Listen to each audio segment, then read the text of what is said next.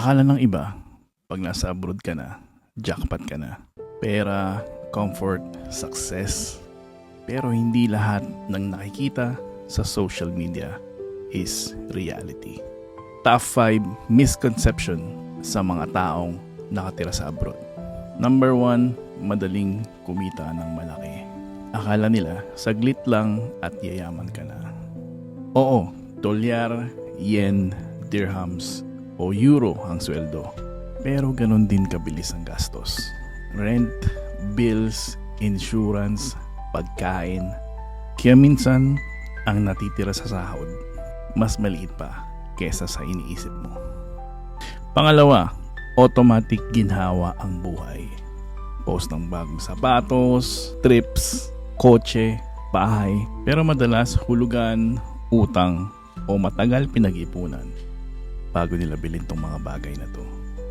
Behind Facebook, IG story, may stress, overtime at pagod na hindi nakikita sa picture. Pangatlo, wala nang problema. Akala nila smooth sailing na, pero marami ang malayo sa pamilya.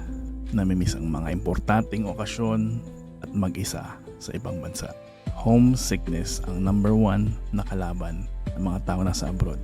Walang anumang katumbas na pera o halaga ang yakap ng pamilya. Pangapat, madaling magkapapeles. Maraming naniniwala pag abroad ka na, automatic resident or citizen ka na. Pero sa totoo, ilang taon ang kailangan or minsan dekada para marating nila to. May iba pa nga undocumented. Araw-araw, takot mawala ng trabaho or baka ma-deport. Panglima, rich ka na pag nasa abroad ka. Pinapadala ng pera, nagpapatayo ng bahay, akala ng lahat unlimited. Pero minsan, 2 trabaho ang ginagawa nila. Yung iba pa nga wala ng pahinga, makapagpadala lang ng pera sa pamilya nila sa Pilipinas. Abroad doesn't mean rich.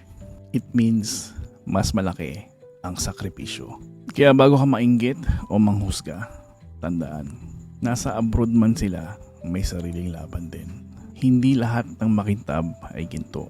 At sa dulo, pare-pareho lang tayong lumalaban para sa pamilya at para sa mga pangarap.